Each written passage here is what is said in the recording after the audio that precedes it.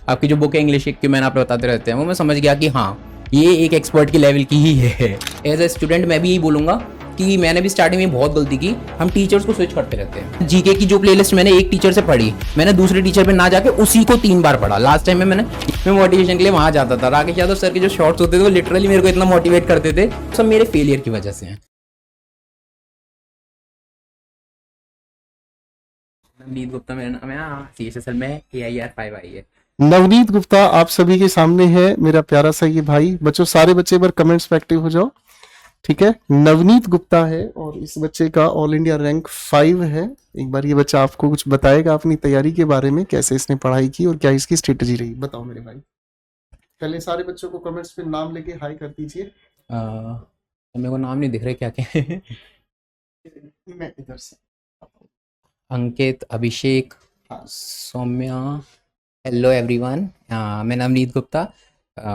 Good afternoon to all. Actually देखिए CHSL के exam में जो मेरी रैंक आई है उसमें मेरा तो बहुत कम रोल रहता है। मेन जो चीज़ें हैं वो हमारे टीचर्स का तो रहता ही है उसमें। जैसे कि टू बी वेरी ऑनेस्ट मैंने सर का कोर्स परचेस किया था एक 2021 या 22 के अराउंड, और मेंस के लिए मैंने वो बैच परचेस किया। देन आई रियलाइज कि मेरा फाउंडेशन ही वीक है। बहुत हार्ड था वो, मतलब आपका जो लेवल होता है ना एक्सपर्टीज बहुत ही डिफरेंट लेवल पे है। आपकी जो बुक है इंग्लिश की मैंने आप बताते रहते हैं वो मैं समझ गया कि हाँ ये एक एक्सपर्ट की लेवल की ही है। और देखिए मेन चीज़ क्या है, अगर आपको अचीव करना है अपने लाइफ में कुछ भी, तो मेन 4 कंपोनेंट्स पे आपको काम करना पड़ेगा। डिसिप्लिन, डेडिकेशन, डिटर्मिनेशन और कंसिस्टेंसी। आप कुछ भी अचीव कर सकते हैं इन बेसिस पर। देखिए ये बताने के लिए तो बहुत सारे स्टूडेंट मिल जाएंगे कि हमने जीके किन से पढ़ी, इंग्लिश किन से पढ़ी, मैथ्स किन से पढ़ी, बट जब तक आप इन कंपोनेंट्स पे काम नहीं करेंगे वो सब फ्यूटाइल है, यूजलेस है वो सब, अगर आपने उन पे मेन कंपोनेंट्स पे ही काम नहीं किया। अब ऐसा कई बार होता है एक एस्पिरेंट की लाइफ में कि सैडनेस आती है, ग्लूमी डेज आते हैं, निराशा, डिस्पेयर, डिस्पोंडेंसी, बहुत सारी चीज़ें होती है जो एक इंसान के डिप्रेशन वगैरह होता है कई कई बार। लेकिन अगर आप अपने डेडिकेटेड रहते हैं गोल को लेकर, एम को लेकर, तो आप उन सबको ओवरकम कर लेते हैं। और पढ़ाई का जो टाइम होता है उसमें सिर्फ पढ़ाई करते हैं, ये सब आपको इफेक्ट नहीं करता। इससे मतलब नहीं है कि एक हफ्ते पहले मेरा ब्रेकअप हुआ या एक हफ्ते बाद मेरा ऑपरेशन है, इस सब से कोई मतलब नहीं है। आपको पता है कि आपको दिन के 6 आवर्स स्टडी को डेडिकेट करने हैं, तो वो आप करेंगे। तो ये मैं मोटिवेट करना चाहूंगा आप सबको कि इसी हिसाब से आप भी अपना थोड़ा सा डेडिकेशन बढ़ाइए, अपने को आपको डिटरमाइन रखिए। और लास्ट टाइम जो होता है, जैसे कि मैं सच बताऊं तो लास्ट की जो 6 मंथ या 4 मंथ थे मेरे एग्जाम से जस्ट पहले के, उस टाइम पर मैंने सब डिस्ट्रैक्शंस को अवॉइड किया। मेरे को एडिक्शन था सोशल मीडिया का, तो मैंने डीएक्टिवेट कर दिया व्हाट्सएप डीएक्टिवेट करके छोड़ दिया। और जैसे कि होते हैं जैसे स्लीप, बहुत लोगों की प्रॉब्लम होती है, नींद ज्यादा आती है, वो भी मैंने छोड़ दी थी उस टाइम पर। 5 to 6 आवर की स्लीप ली थी लास्ट टाइम पर। और भी बहुत चीजें होती है जैसे कि फैमिली, फ्रेंड्स और सब कुछ को कम करके फोकस करना पड़ता है। लास्ट टाइम में अगर आपने फोकस नहीं किया तो फिर जो रिजल्ट है वो नहीं आ पाएगा। और सच बता रहा हूं, जो भी आप सेक्रीफाइस करेंगे उससे कोई मतलब नहीं है अगर आपने एंड रिजल्ट पर अपना शो नहीं किया कि आपने क्या किया। मेन चीज है कि it is all worth it at the end. तो मेरा सबको यही good luck to all the best to all of you, और अपनी स्टडीज को लेके फोकस रहिए। ये बताओ बेटा, अब आप CGL की भी तैयारी करोगे? दिया है इस टाइम, मतलब हो गया। कितना हुआ है सुना? उसका मेरा 339 रॉ है। 339? यस, अच्छा स्कोर है। बाकी और नॉर्मलाइजेशन के बाद शायद 342 हो जाएगा, मैं चेक कर लिया। कर लिया है? हाँ, रैंक 350 अराउंड बन जाएगी।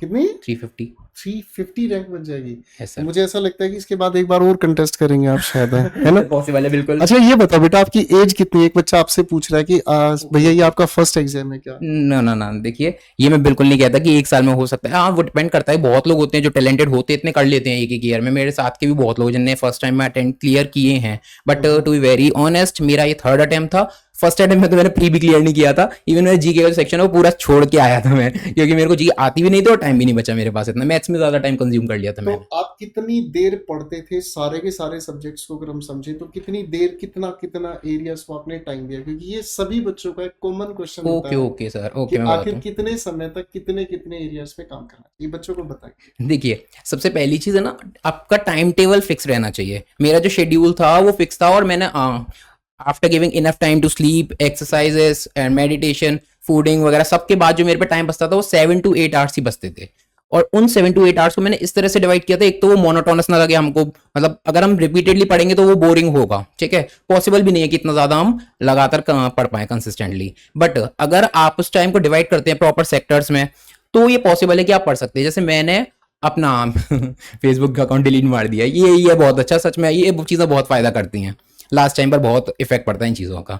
तो मैंने जो अपना टाइम, मैंने मॉर्निंग में, मेरा माइंड फ्रेश रहता था तो मैं मॉर्निंग में उठा लेता था जीके के कोर्स सब्जेक्ट, जैसे कि मैंने बायोलॉजी उठाया था मॉर्निंग में, और इसके संग मैंने इकोनॉमिक्स पढ़ा था। उसके बाद जब मैं बोर हो जाता था तो मैं वर्कआउट कर लेता था, क्योंकि मॉर्निंग का वर्कआउट मेरे लिए थोड़ा ज़्यादा इंपॉर्टेंट रहता है। उसके बाद मैंने नाश्ता वगैरह करके ब्रेकफास्ट के बाद मैं फिर से अपनी स्टडीज पे आ जाता था। उस टाइम मैं वो कैब पढ़ लेता था, इंग्लिश की वो कैब हो गई, ईडीएम फ्रेसेस हो गए, इन सबको फोकस करता था। थोड़ा टाइम बाद फिर मैं वही अपने खाना पीना करके या नहा धोकर फिर पढ़ने बैठ जाता था। फिर मैं 2 घंटे या 3 घंटे में मैथ्स वगैरह कर लेता था, जो भी मेरे को लगता था ज़्यादा टाइम कंज्यूम है वो मैं दोपहर के टाइम रखता था।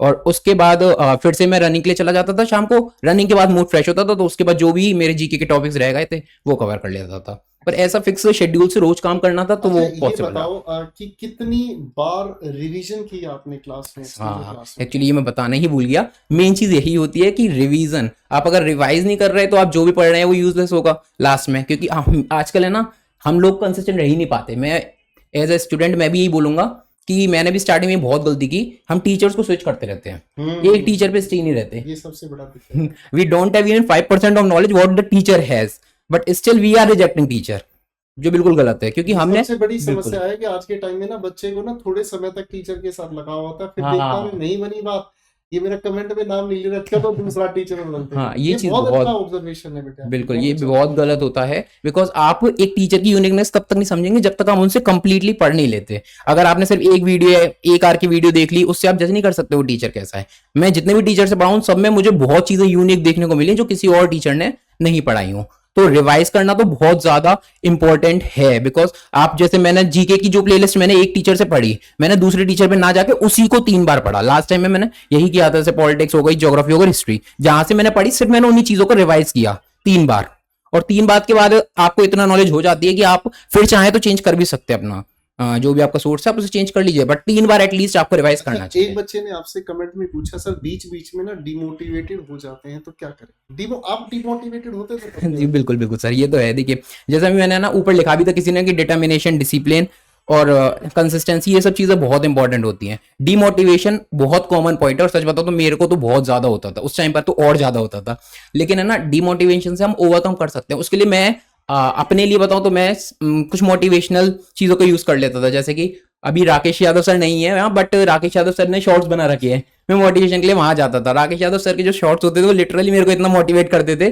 जैसे उनने एक बार बताया था, जब तुझसे ना सुलझे तेरे उलझे हुए धंधे, भगवान के इंसाफ पर सब छोड़ दे बंदे, सच में? खुद ही तेरी मुश्किल वो आसान करेगा, जो तू ना कर सका वो भगवान करेगा। तो ऐसी छोटी मोटी लाइन होती है जो हमको लगता है कि बहुत ज्यादा टच कर जाती है। हो सकता है बहुत लोगों को ये नहीं इतनी डीप लगेगी जितनी मेरे को उस वक्त लगी थी। और देखिए, आपको मोटिवेट रहने के लिए एक चीज मैं और बताऊंगा, do something today that your future self will thank you for. Nice. अगर आप आज कुछ ऐसा करते हैं कि आने वाले कल में आप खुद को शुक्रिया बोलें, तो उससे अच्छा तो कुछ हो ही नहीं सकता।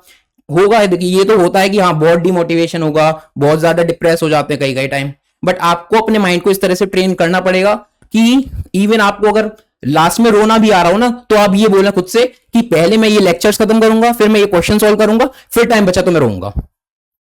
तो मोटिवेट तो रहना पड़ता है आपको। चलिए, तो अब अच्छा एक आखिरी बात और मैं पूछना चाहूंगा, जो बच्चा पहली बार तैयारी कर रहा है, जो पहली बार मतलब कोचिंग अपनी शुरू करता है, उसके लिए कुछ खास गोल्डन वर्ड्स जो उसको मतलब बिल्कुल पहली बार में ही सक्सेसफुल बना दे, वो क्या हो सकते हैं आपकी तरफ से? देखिए, वैसे पहली बार तो मैं खुद ही सक्सेस नहीं हो पाया था, उसका फायदा मिलेगा ना बच्चे बट मैं को, आपको क्योंकि जो बच्चा एक लंबा रास्ता काट के आया है और हम फेल, मतलब वो बार बार फेल हुआ है, तो उसको पता है कि अब ये शॉर्टकट है।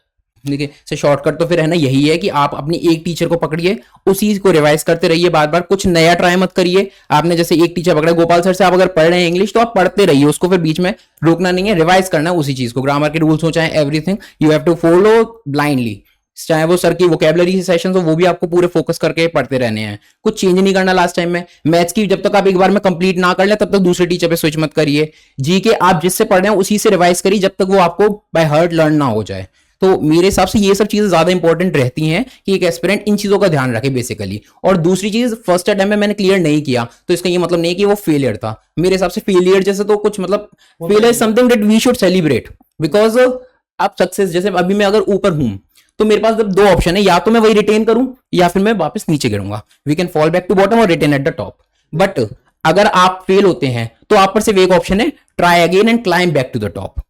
यहाँ पे giving up is not an option, हार तो माननी ही नहीं है हमको सिर्फ कोशिश करते रहना है। और पहले अटेम्प्ट में करो तो बहुत अच्छी बात है, नहीं हो तो उसमें कोई डिमोटिवेशन वाली बात ही नहीं है, बिकॉज मैंने बताया वो तो सिर्फ एक एक्सपीरियंस मिला आपको। सक्सेस में आपको ये प्लेटफॉर्म मिल सकता है जिसपे मैं बोल रहा हूं, बट जो कुछ मैं बोल रहा हूं वो आपको तभी मिलेगा जब आप क्या करेंगे, फेलियर को फेस करेंगे। मैंने अपने फेलियर से ही ये जितनी भी मैंने आपको चीजें बताई, एडवाइसेस बताई, जो भी मैंने एक्सपीरियंस शेयर किए, वो सब मेरे फेलियर की वजह से हैं। मेरे को सक्सेस से सिर्फ एक प्लेटफॉर्म मिला, फेलियर से मुझे बहुत कुछ मिला।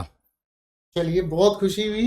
तो इस बच्चे के साथ एक लंबी चौड़ी बात करेंगे थोड़ी देर के बाद। और इस बच्चे ने आपको मोटिवेटेड किया, और इससे अच्छा कोई सबूत नहीं है कि जो क्लास में सीरियस होकर पढ़ लेता है ना बच्चा, ठीक है ना, वो बच्चा सिलेक्शन लेके जाता है। अब एक सवाल, आखिरी सवाल, क्या आपने कभी लाइव क्लास में कमेंटबाजी करी थी? Sir to be very honest नहीं किया मैंने। नहीं किया, तो आप बाद में रिकॉर्डेड क्लास ही देखते थे? Yes sir. ये बच्चों, मैं आप लोगों को बार बार समझाता हूँ कि जो बच्चा क्लास में कमेंटबाजी पे ज्यादा इन्वॉल्व रहते हैं ना, वो बच्चे बाद में बहुत प्रॉब्लमेटिक होते हैं, उनके डाउट्स कभी खत्म नहीं होते।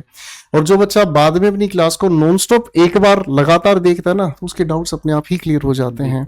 इसी बात के साथ गुप्ता जी बहुत बहुत बधाई। अब आपकी एक सक्सेस जर्नी और आने वाली है सीजीएल की, तो उसमें भी हम लोग भैया इसके साथ चाय पियेंगे, और सिलेक्शन वाली चाय होती है हमारे साथ। ठीक है बच्चों, तो बहुत बहुत बधाई आपको, congratulations, thank you very much, congratulations. Thank you भैया मैं आता हूँ 2 मिनट, बैठाओ भैया को। ठीक है, नमस्ते sir. Thank you Gupta ji. Thank you sir.